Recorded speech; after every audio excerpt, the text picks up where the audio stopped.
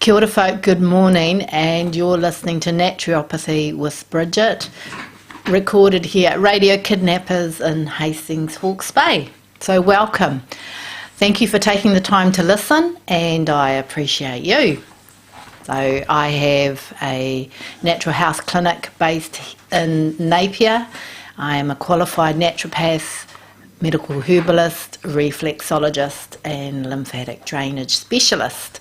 I provide you with natural health solutions to balance any emotional or physical imbalances.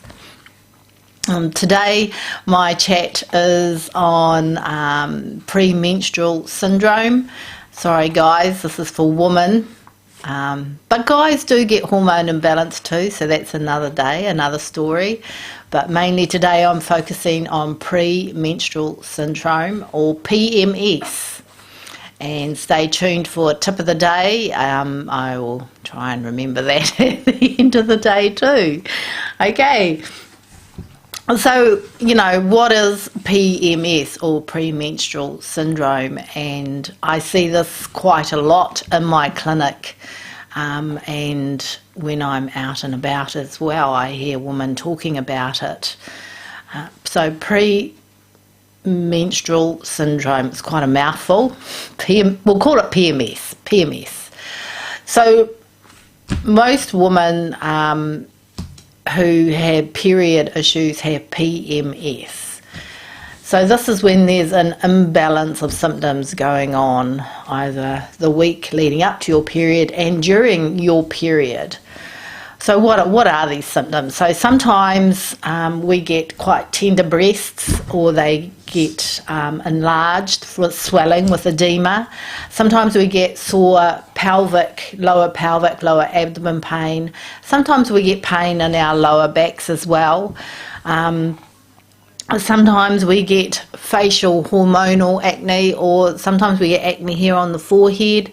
For the young teenage girls, they just get a whole explosion of acne on the face as well, as hormones are moving around, creating more serum on the face. There could be constipation as well as a sign of PMS, premenstrual syndrome, and some women experience migraine headaches before the period comes on, and this is when the estrogen hormone drops. Sometimes we get really emotional, like we're either like really weepy, cry at the drop of the hat, or we're quite irritated and impatient, and we just want to kill the world. So I don't want you to kill the world. So we need to balance those hormones. Okay, so those are a few symptoms. And so why do you get these symptoms? Why do your hormones get out of balance? And there's many reasons. Number one, it could be genetic, right? So, but it's about this much genetic, this much. So you could have endometriosis, you could have fibroids, you could have other reproductive health issues that you inherited from your mother. A lot of the time I see these imbalances from, we've triggered them. We're not at fault, but we don't know that we've triggered them until we've got them. So I see them from adrenal stress. We're busy, we're on the go all the time. This puts your hormones out of balance. This affects your thyroid hormones. This affects your sex hormones, which are your estrogen, progesterone, testosterone hormones. This affects your cortisol, your adrenal hormones. I think I said that. It just affects everything. It affects your blood sugars as well. It affects your whole hormonal system. And when we are stressed, when we are busy, we don't eat so well either. We're on the run all the time, and maybe we miss breakfast.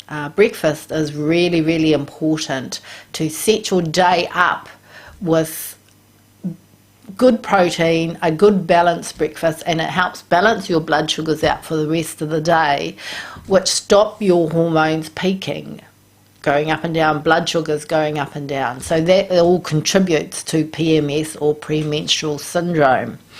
What else contributes to hormone imbalance? So maybe your nutrition. Again, we talked about breakfast, but maybe your nutritional choices are very poor at the moment. Maybe you're not having enough protein. Maybe you're just so busy that you're not taking time to choose the right foods to eat, and so at the end of the day you're so hungry that you're just grabbing whatever you can and stuffing it into your mouth and eating that. And maybe those food choices aren't as good for you. So staying away from processed foods, and you know, we know all those processed foods kind of like are in the middle of the supermarket, right? They're in the, oh, let me just move this. They're in the middle of the supermarket, and those are processed foods. They're in packets and they've got preservatives and artificial colouring and things like that. So eating less of those, eating less of white processed foods as well, like white rice, pasta, bread, white bread, spuds, potatoes, they all get turned quickly into sugar. So eating less of those all contribute to hormone imbalance, which leads to PMS, Pre Menstrual Syndrome. So taking care of what you eat is really, really important. Making sure that your nutrients are up there, like iron, low B12 and iron. I see that lately a lot in women coming to see me in clinic. There's this kind of big phase going on that they don't want to eat red meat or meat, and that's okay. I personally don't eat a lot of red meat, and you don't have to eat a lot of red meat to get iron. But if you're not going to eat red meat, please take or eat something else that's going to give you iron and B12 levels. Iron is really important for our periods, and a history of low iron, I'm going to read this, is linked to menstrual bleeding, like heavy menstrual bleeding. We need iron to make the thyroid function correctly, and the thyroid does play a big part in whether you bleed heavy or not during your periods. Also with B12, low B12, I see a lot of anxiety, a lot of depression, maybe a lot of psychotic behaviour, a lot of paranoia, things like that as well. So some medical people resort to putting their clients on antidepressants. But really, could it just be a hormone imbalance, do you think? It may be. Maybe a hormone imbalance. So it might pay to get that checked out before taking an antidepressant. It could be as simple as balancing your hormones. Right, so those are the many reasons for getting premenstrual syndrome. Also, leaky gut, you've heard me talk about that a lot. Leaky gut plays a big part in hormone imbalance, and so stress and adrenal fatigue creates leaky gut. Sometimes for some women, underlying leaky gut and hormone imbalance is candida or thrush, and that has tentacles that tend to come and spread through the body, and that causes hormone imbalance, and it can cause leaky gut as well. So it's quite an intricate balance, PMS. It's not just taking oral contraceptive to balance your hormones. It is a lot to do with nutrition and helping your body cope with stress. Okay, so how do you cope with, how do we balance this premenstrual syndrome? How does that work? So magnesium, one of the symptoms of PMS that people get before and during a period could be chocolate cravings, and I hear that a lot. But really, when I do hear that, I think, how's your magnesium level? Magnesium is really, really important for periods, for hormone imbalance. And when I hear women say, they just love chocolate, but chocolate just does not love them so much, I check their magnesium. I ask how they're eating, what are they eating, are they on any supplements? And again, leaky gut can cause malabsorption of nutrients. So magnesium is really, really important. It's really important for the production of these hormones. And it can help reduce water retention and bloating and breast tenderness. Yeah, it's just really, really important. Plus it's good for calming the mind. It's good for the heart health as well. There's many different types of magnesium. So I hear some folks say, oh, look, I've had magnesium, doesn't work for me, it just gives me diarrhea. And I say, well, you know, it can do, but there's a lot of children in the magnesium family, and you might have mum or dad as Mr. or Mrs. Magnesium. Then you've got like 5 or 6 kids that are called magnesium oxide, acetylate, amino acid, chelate, all these different magnesium families. And I say, why don't you try and get the best type of magnesium, which is biglycinate or diglycinate, because this magnesium is really absorbed well, highly absorbed as well. It's well tolerated, and it will give you less diarrhea effects if you don't take too much of a high dose. So magnesium is quite important, and I'll talk a bit more about food choices later on. Now I want to talk about estrogen and progesterone. So estrogen is, when we see PMS, estrogen levels can be too high. We can have excessive estrogen and low progesterone levels, and that puts the body out of balance, causing these PMS period symptoms. And how do we get high estrogen? We could be from poor eating, like what I explained earlier on about poor food choices. Stress can lower our progesterone, put our estrogen up. Caffeine can increase our estrogen levels. It's just busy life, really. Busy life can put our estrogen levels out of balance.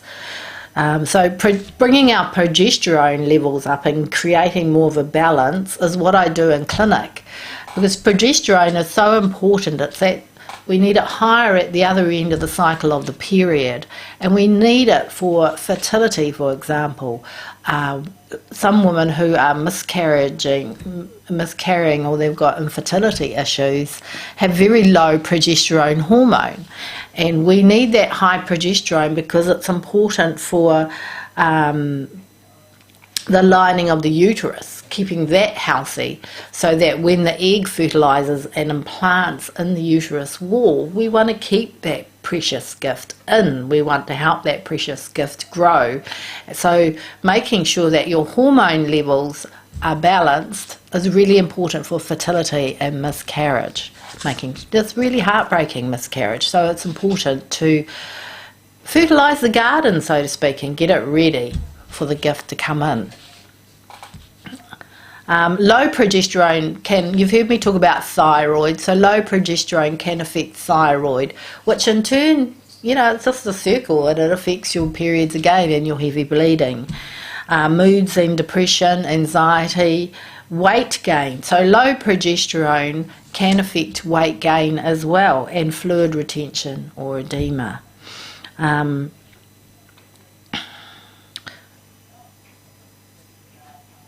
Right, okay. So some women experience migraines. So I'm going to switch now and go back to estrogen. So some women experience migraines or headaches before the period comes in, and this is as the estrogen drops. But when it drops, it affects this hormone called serotonin. And serotonin in our body is responsible for the opening and closing of our blood vessels, right? So when these open and close, this affects headaches or migraines because the estrogen is dropping. So we need good amounts of serotonin to help also with the opening and closing of the blood vessels. Most of your serotonin is made in the gut.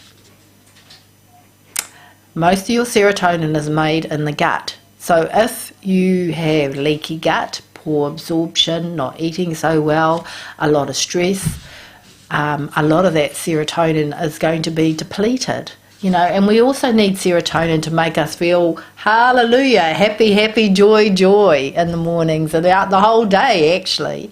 So it's really important. It's linked to the estrogen and it's linked to migraines. So I see that a lot in clinic. And we've talked about low iron and B12. Yeah, and some medical professions are really quick to put you on a course of B12 injections.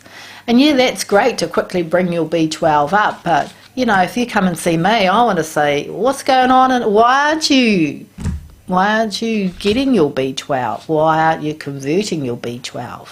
And that all happens in the gut as well. So first of all, are you eating foods that have B12? You don't have to have meat. You can eat other foods that have B12. There's a process in the gut called intrinsic factor, and if that separates the B12 from the protein and helps you absorb that, and if that intrinsic factor is not working efficiently, then your iron and B12 are not going to be absorbed into the body, and they'll just be floating around the bloodstream. Then you might go and get a blood test and you think, wow, that's off the scales. But if you're not supplementing with any B12 and your blood levels are off the planet, off the range, you think, what's going on there? Why aren't I absorbing my iron and B12? What's going on? Gut. Think about the gut, because it's balanced. It's linked to estrogen, progesterone, testosterone and cortisol hormones. It's all very important to make sure you are digesting and absorbing your nutrients, and that intrinsic factor process in the gut is working efficiently to help convert B12 and B iron, because those are really important to stop PMS symptoms. Crikey, that's a mouthful, isn't it? But it's really important. You see how it's all linked in there. Okay, so it's not normal to have painful cramps. It's not normal to have heavy bleeding where you're flooding and cramps and big blood clots, and it's just not normal. And it's definitely not normal to have a period for 3 or 4 or 5 days. 2 weeks later you have another period, and then 2 weeks later you have another period. That will definitely make your iron levels drop as well. Heavy bleeding will make your iron levels drop. And so we need to bring those hormones back into balance, estrogen and progesterone, and make sure that you aren't bleeding every 2 weeks, that you are, if you're like, I don't know, under 40, 42 and under, that you are having a decent period, 5 days, that you're not spotting, that your blood is bright red, fresh blood, it's not old brown blood. All of those are period imbalances, estrogen, progesterone, hormone imbalance. Okay, so we talked about breakfast. Breakfast is really important to have, and a lot of women I hear say, oh, look, I'm just too busy, I've got to get the kids to school, come on, let's go to work, let's get the kids to school. And I think, well, most people now have a NutriBullet. You can pick one up on second-hand NutriBullet. You can whiz yourself up a morning smoothie with protein powder. You don't have to have protein powder. You can go for chia seeds. You can have eggs in there if you like. There's different ways that you can do it. You can have spirulina, or you can whiz up leafy green veggies in there from your garden. There's lots of ways, but as long as you start your breakfast off with some nutrients in the morning, is really important to balance your hormones, balance your day, stop you being hangry, irritated, angry, balance those hormones. Okay, so foods that can help to balance our hormones. So fiber's really good. Fiber grabs onto that estrogen and takes it out. Make sure your bowels are working efficiently, because if the fiber's taking the estrogen out, then your bowels need to take that out as well. Zinc is really important, and pumpkin seeds can help. B6 is really important, so nuts and seeds, fish. Magnesium, we've talked about magnesium, so dark leafy green veggies, spinach, silver beet, watercress, puha, kale. Vitamin C is really important. A hormone, amino acid called L-arginine is really important. And herbal remedy or teas are great. I've got them in clinic and they're really good for balancing estrogen, progesterone, helping your liver, helping your adrenals is really important. So the tip of the day is to decrease your stress. Stress puts your hormones out of balance. You can come and see me. I have a calming tea called Calm Me. It's got adaptogen teas and calming teas as well. So you can balance with herbal teas or herbal remedy and decrease all your processed, yummy takeaway foods. That's really important. Keep your water up as well. So folk, if your period is out of balance, you've got these PMS, Pre Menstrual Syndrome symptoms, and maybe you've got infertility, maybe you're bleeding twice a month and you'd like some help to balance that, you can phone me on 027 284 3781. Contact me on my webpage right here at Radio Kidnappers or on my Facebook page. So be good to each other, be kind out there, and have a great day.